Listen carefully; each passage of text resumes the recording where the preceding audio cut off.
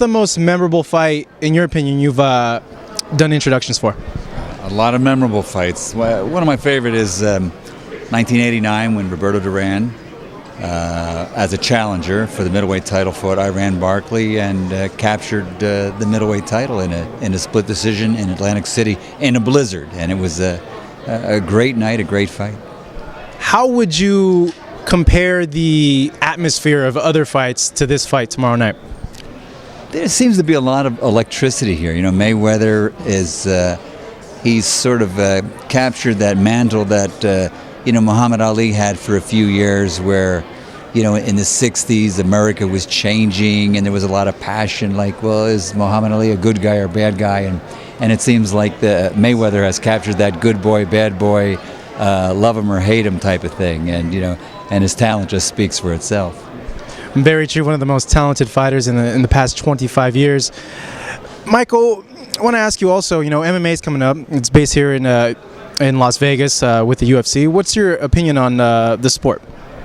MMA has this hardcore fan base that is very, very loyal. Boxing's everywhere, all around the world. MMA is still limited, but because of the hardcore fan base that they buy every pay-per-view, they go to every event, it gives the feeling of them having a more dominant position. But I think they have a definite niche and a definite, solid group of fans there that support them. And, it's like a can't-miss thing. And they have, you don't have as many MMA fighters as you do boxers. So if they did, then it would be thin the herd out a little bit. But MMA is great. It's a heavy-duty sport. I know your brother Bruce is the announcer for the UFC, but the UFC coming up here in Las Vegas, did they ever approach you to announce for the UFC at any point?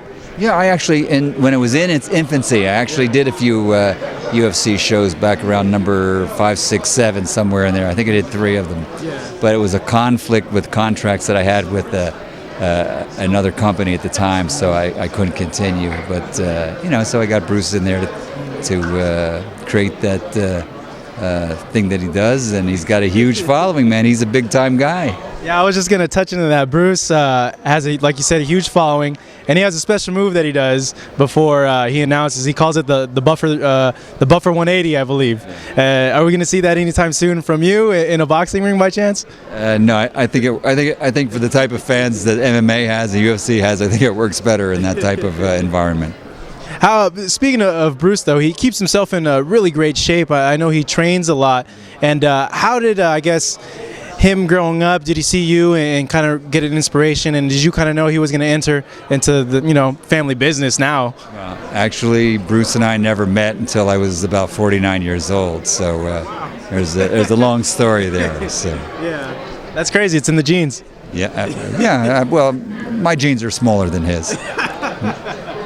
Michael, thank you very much. Certainly appreciate it. All right. Thank you.